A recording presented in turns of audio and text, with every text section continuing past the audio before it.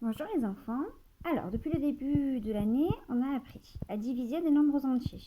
Donc, c'est la division que vous avez apprise aussi au CM1. Donc, j'ai un nombre entier ici et je le divise par un nombre entier. D'accord? Donc, ça, c'est ce que vous avez appris à faire depuis l'année dernière et ce sur quoi on s'était entraîné quand vous étiez encore en classe avec moi. D'accord? Donc, c'est ce qu'on avait appris avec je choisis, il faut que je prenne dans mon dividende un nombre qui soit plus grand que mon diviseur, d'accord.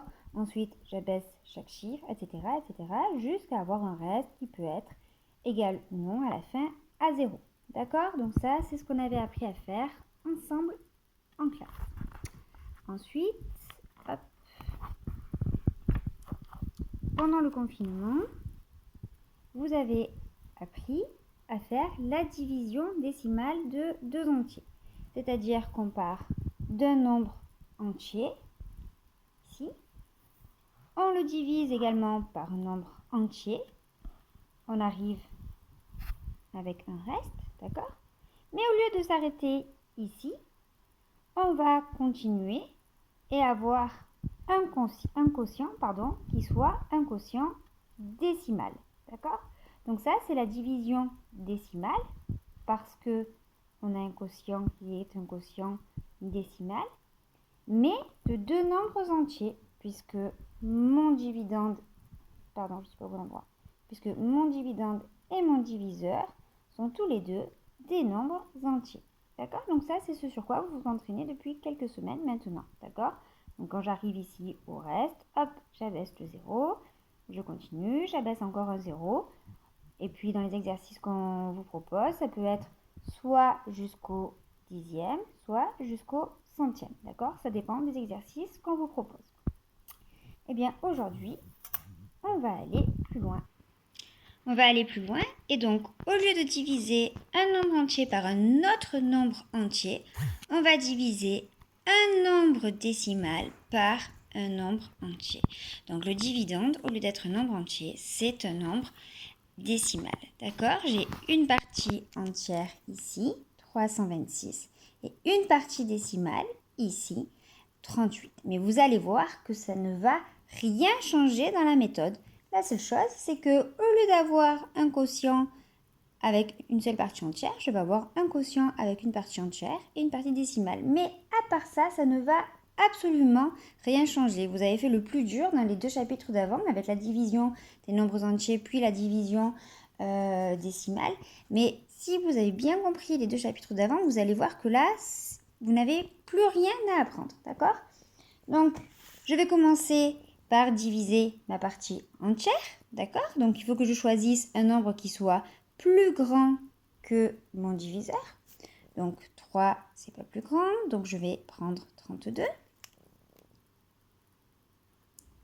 Et comme ce que je faisais d'habitude, d'accord, vous pouvez continuer à faire ce que vous avez appris à faire, d'accord? C'est-à-dire que ma partie entière, elle sera faite formée de deux chiffres. Un chiffre qui correspond à mon petit arc de cercle et un chiffre pour le chiffre qui me reste ici, d'accord? Donc deux petites croix, une croix pour ça et une croix pour ce chiffre, d'accord? Et ensuite, il y aura, vous le verrez, la virgule. Donc déjà, au moins, je suis sûre, en mettant mes petites croix, d'avoir le bon nombre de chiffres dans la partie entière. Allez, j'y vais. Dans 32, combien de fois 17? Donc, chez vous, vous pouvez avoir la calculatrice, évidemment. Une fois 17, c'est égal à 17. 2 fois 17 est égal à 34. Donc, il y va deux fois. Il y va une fois. Une fois 17 est égal à 17. D'accord?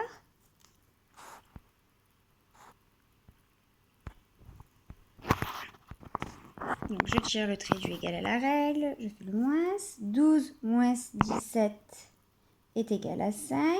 Je me mets retenu en haut et en bas. 3 moins 2, décidément, est égal à 1. D'accord? Ensuite, je continue. Comme d'habitude, j'abosse le 6 dans 156. Combien de fois 17? Donc, si je fais la recherche avec ma calculette, d'accord, je m'aperçois qu'il y va 9 fois. Parce que 9 fois 17, ça fait 153. Donc 156 moins 153. Hop. Pardon, c'est pas facile de tenir en même temps la règle et le téléphone. Et il reste 3. D'accord?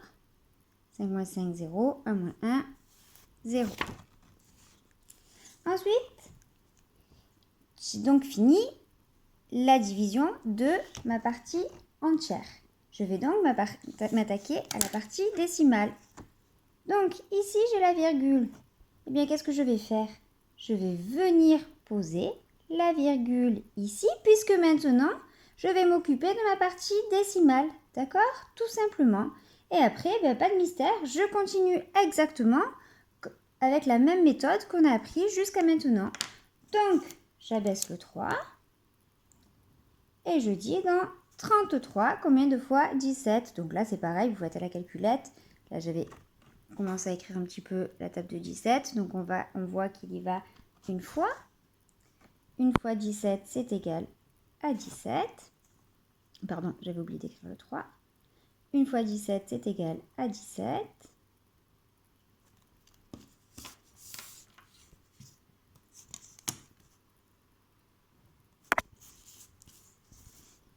Je mets une retenue en haut et en bas.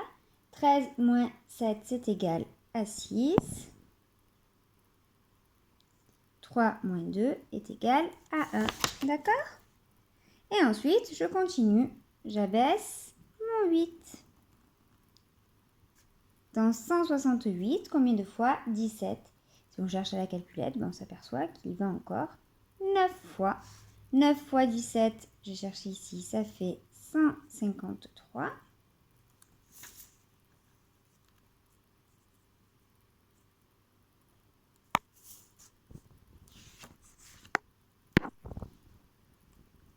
8 moins 3, il reste 5. 6 moins 5, il reste 1. 1 moins 0, 1 moins 1, pardon, il reste 0. D'accord? Donc, 326,38 divisé par 17, d'accord?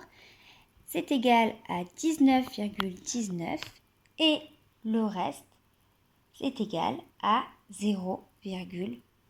0,15, pourquoi? Parce que le 0 est dans la partie entière et donc ce qui vient après, c'est dans la partie décimale. D'accord? Donc j'ai volontairement repris l'exemple qui vous est donné à la page 64 de votre livre pour bien vous réexpliquer l'exemple. Donc vous voyez qu'il n'y a pas de grosse différence avec ce que vous savez déjà faire, d'accord? La seule grosse différence, c'est que comme mon dividende est un nombre décimal, d'accord? Eh bien, il faut bien venir penser à mettre la virgule au quotient au moment où je passe à la partie décimale de mon dividende, d'accord? Mais à part ça, qui est vraiment important, hein, d'accord, parce que vous êtes d'accord avec moi que 1919, c'est pas la même chose que 19,19. Il faut bien venir penser à venir mettre la virgule. Une fois que vous avez bien pensé à mettre la virgule, tout le reste, c'est exactement la même chose. D'accord? Allez, n'hésitez pas à regarder une nouvelle fois la vidéo pour bien vous approprier la méthode, à relire la leçon du Je retiens de la page 64. Et ensuite, c'est à vous de jouer.